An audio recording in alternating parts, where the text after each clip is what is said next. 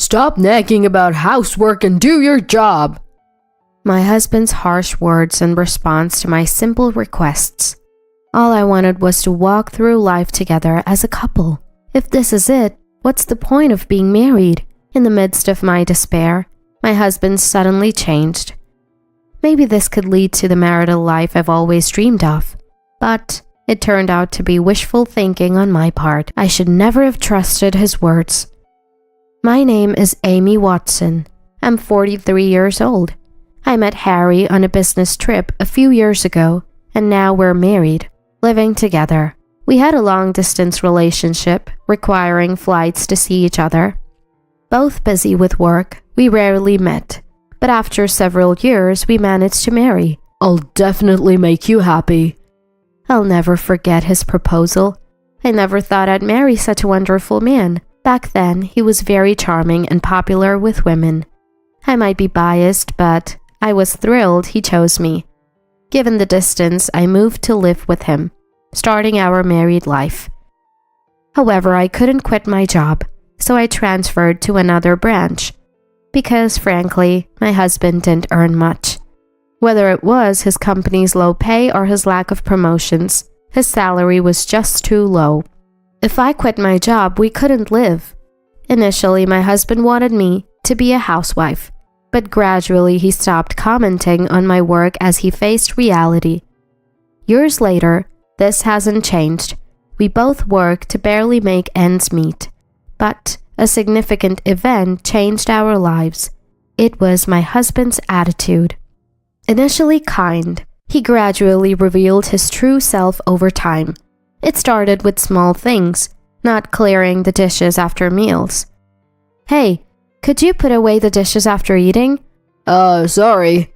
He'd agree when I asked, but soon forget. Is it okay to leave the dishes?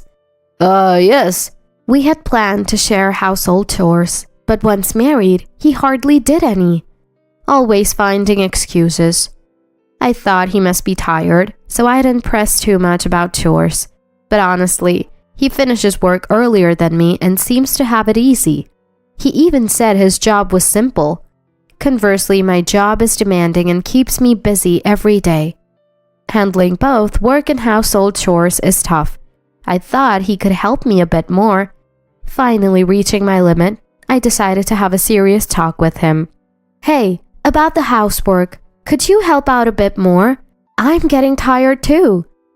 Then he suddenly changed his expression. It was clear he was angry. All right, I got it, he said, his voice filled with anger. At that time I didn't mention it, but I wondered why he was so upset. Since that day, my husband's attitude has drastically changed. The reason is clear. It's because I asked him to help with the housework. Looking back, I guess he only sees me as a convenient housekeeper. One day, when I returned home from work as usual, the house was filled with the smell of alcohol. Feeling disgusted, I went to the living room. Opening the door, I found my husband lying on the sofa, surrounded by empty alcohol cans. He probably didn't go to work. Hey, what's wrong? Are you okay? I approached my drunken husband and asked. He opened his eyes, glaring sharply at me. You're so annoying. Annoying? He answered irritably and closed his eyes again. But seeing him so lost in alcohol, I couldn't help but worry. Did he fall into some kind of mental illness without me knowing? Or did he turn to alcohol? Hey, what's with all this alcohol? To this question, he opened his eyes again and said, That's why I'm telling you to shut up. What I do is none of your business. But, as I tried to argue, he got up from the sofa and started yelling at me. Slurring his words, he hurled insults at me and then went back to his room. Why do I have to be spoken to like this just for being concerned? Alone in the living room, I sat for a while and then cleaned up the empty cans and snack bags he had left behind. Then one day, something else happened. It seemed like a deliberate act of harassment against me. Laundry and dishes were intentionally scattered around. Many dishes were broken, some of which were my favorites. After that incident, I knew immediately it was my husband's doing. I wanted to talk to him, but he seemed to be out. Probably drinking, as his work should have ended by then. So he deliberately came home just to mess up the room. How sinister! I quickly called him, but he didn't answer. Reluctantly, I sent a text and got a reply immediately. Maybe he thought I'd talked too much over the phone. The text was brief. It read, "I'm not coming home tonight." No destination, no explanation of what he was doing. So, what should I do? Should I just stay quiet and obey what he says? Is it all my fault? I feel sad, helpless. I did the right thing, and yet, what should I have done? Thinking this, I cleaned up the mess scattered around the room. Looking back, I noticed scratches on the floor. I'll probably remember this day whenever I see them. The next day, my husband returned home as he said he would. His steps were unsteady, and he reeked of alcohol. "Hey, what were you doing? I was worried about you." Frustrated by his lack of greeting, I couldn't help but ask in an angry tone. To that, my husband replied, "What I do is none of your business." "We're married. It is my business." Upset by his attitude, I pressed further, but he just glared at me and went back to his room. I couldn't help but sigh. Was the man I married always this difficult? Where did things go wrong? Thinking about it made me cry uncontrollably. But I'm not giving up. If I keep trying, maybe he'll understand what I'm thinking. Maybe he'll spend the weekends with me. Maybe help with chores. I won't ask for much. Just want him to be in a better mood. Holding on to that hope, I keep talking to him. "How was work today? Tough? Oh, dinner is pot au feu." But his response wasn't good. Ignoring me was the norm. He often clicked his tongue and glared at me. It seemed impossible to mend our relationship with him acting like this. Lately, he wouldn't even eat the meals I prepared. I started questioning our relationship. Should I continue this marriage? Would it be better to let him have his freedom? These thoughts only brought negativity. As a last resort, I made a plea to my husband. "Please, don't ignore me." To my surprise, he suddenly apologized. "Sorry." I was stunned. I never expected him to apologize. And then, "I'll start helping with the housework." "Really?" "I've been wrong about a lot of things." Saying that, he actually patted my head. It had been years since he did that. Skeptically, I thought it odd for him to suddenly change and apologize. Given his past actions, it was hard not to doubt. But I chose to believe he had a change of heart and felt overjoyed. After that, he really did help with chores. Laundry, cooking, cleaning. Sometimes he'd finish everything before I got home. I never knew he could cook. Sitting across from a smiling husband, we enjoyed our meals together. He also became more invested in his work. He started doing overtime he never did before and studying for qualifications, often staying late at the office. "How's work going recently?" It's going well," he said with a smile. We were spending more time together, and it felt like we were newlyweds again. But there was one thing that bothered me. He said he was working overtime, but there was no extra pay. It's hard to say without prior experience, but this could indicate a serious issue with his work environment. "Hey, don't you get paid for overtime?" When I asked, he said, "Oh, it's voluntary study overtime. I haven't applied for it." I see. Financially, I wished he would apply for overtime pay, but maybe he felt hesitant. I don't know much about his company, so it wasn't my place to say. For now, I decided to support his decision. However, I would later also regret accepting this change so easily. One day, I was assigned to a business trip. I had left home for a day before, but this time it would be for a week. I felt excited but also nervous and lonely. When I told my husband about the trip, his reaction was unexpected. "A business trip?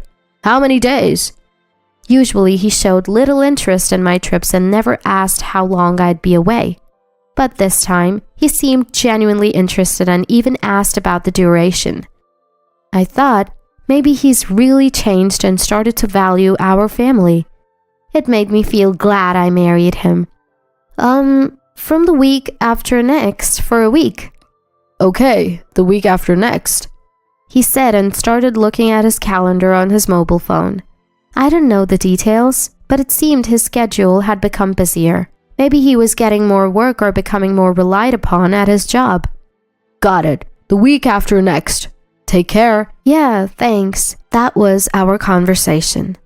Then, on the morning of the departure, I informed my newly reformed husband about various household things, the supermarket where you can buy cheap groceries, how to iron clothes. I also told him where to find small daily necessities so he wouldn't struggle. Well, I'm off. Call me if you need anything. Thanks. With that, I left for my business trip. That night, after finishing work and returning to my hotel, I surprisingly received a message from my husband. How's work? Good, it's going smoothly. After a trivial exchange, I texted goodnight and closed my mobile phone. I wondered how he was doing, if he was feeling lonely. Thinking about this, I began preparing for the next day's work. About a week later, my job ended successfully and I was ready to return home. Luckily, I finished a day earlier than planned. If no urgent work came up, I would have tomorrow off. On my way home, feeling happy, I decided to stop by the supermarket to cook dinner. What to make? Curry? Stew? That's when I remembered we might be out of oil. And then I realized I hadn't told my husband I was coming home early. Would he be shocked if I returned suddenly? I messaged him to check if we had oil and also mentioned I was coming home early from my business trip. But even after I finished shopping, there was no response from him. Could he be at work? Maybe working overtime again? Not wanting to disturb him, I stopped myself from sending another message and queued at the checkout. It's always good to have extra oil, after all. On my way home from the store, my husband called. Hey, are you on your way home now? Where are you? He sounded panicked. Was something wrong? Yeah, I'm in the apartment elevator now. When I told him that, he hung up without saying anything else. What was going on? Worried, I hurried to our apartment. I'm home. Harry, are you okay? No response. Harry! As I was taking off my shoes to enter, my husband came from the living room in a rush and collapsed. Are you okay? I'm in pain. Call an ambulance. He said, clutching my hand. I immediately grabbed my mobile phone and called an ambulance. The ambulance arrived within minutes. I led the paramedics into our apartment and they started attending to my husband. Was he going to be okay? What would happen to him? As I was anxiously watching, I noticed something. There was an unfamiliar woman's bag. Certainly not the paramedic's bag. Not mine either. I felt a lump in my throat. Then, looking towards the living room window, I saw unfamiliar women's underwear hanging there. Could my husband be having an affair?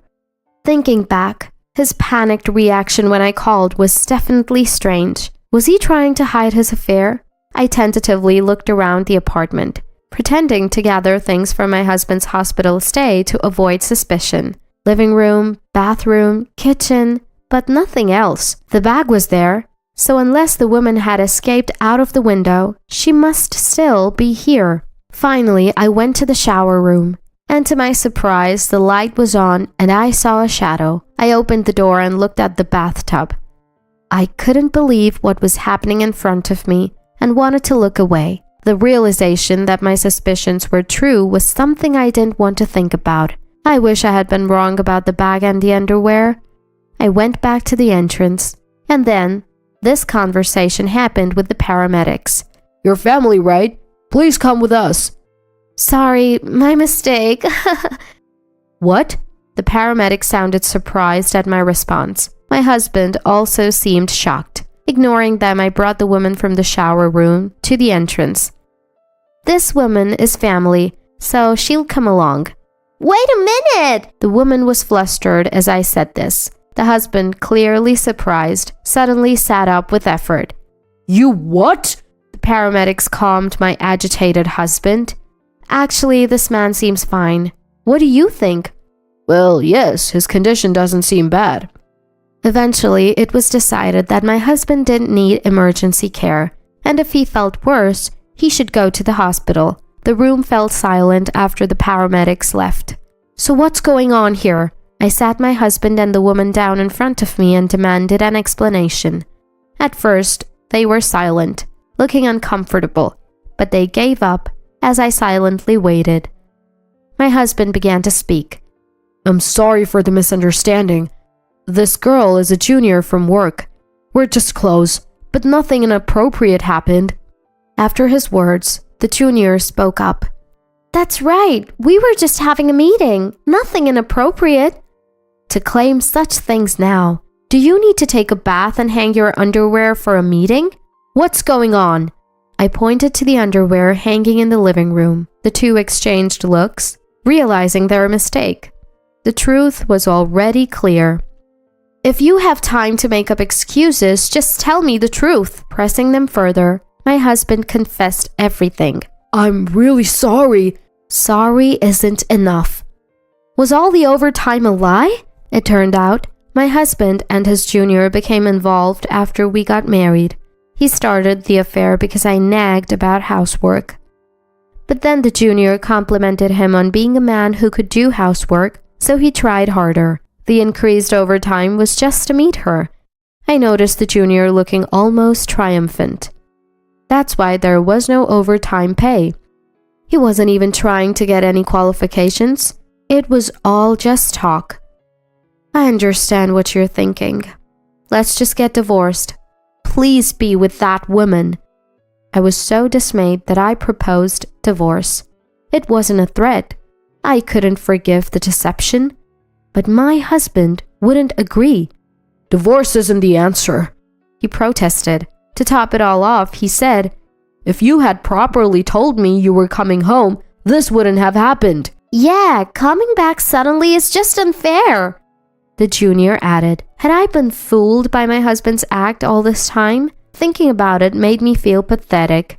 Amy, Harry is showing remorse, right? His affair partner was also desperately trying to calm me down. You don't really want a divorce, do you? You're just pushing the blame for your affair onto me. Let's just end this. Let's divorce. No, it's not like that. The junior avoided my gaze, clearly uncomfortable. Look at her sulking. You two should live happily together. Sulking?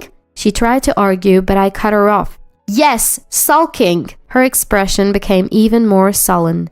Look, she seems to be repenting too. Shut up! Nothing you say will make me forgive you. As I shouted, both of them shrunk back. What do we do from now on? They need to reflect on what they have done and said. Afterward, I hired a lawyer to start preparing for the divorce and claim compensation for the divorce trial. Throughout, there was no contact from my husband. Eventually, my in-laws reached out, asking what had happened. I told them everything and they apologized and agreed to help with the divorce. Eventually, my husband, looking exhausted, agreed to a consensual divorce after speaking with the in-laws. I made sure to claim compensation from the junior as well. She was reluctant at first, but ultimately complied with my request. I demanded a lump sum payment because I thought she might try to escape her responsibility.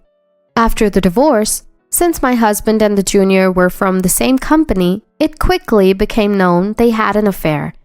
They were treated coldly by their colleagues and lost their place at the company.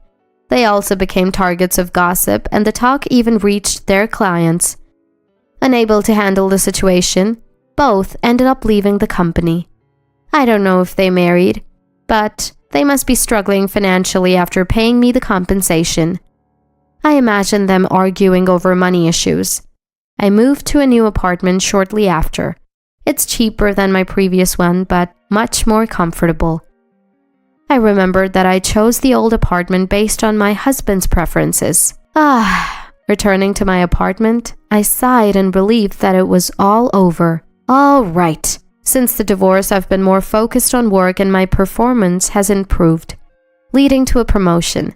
I thought the divorce was a rash decision made in anger, but now I'm happy it's all over. It feels like a weight has been lifted. With these thoughts, I sipped my favorite tea, rejuvenating myself for tomorrow.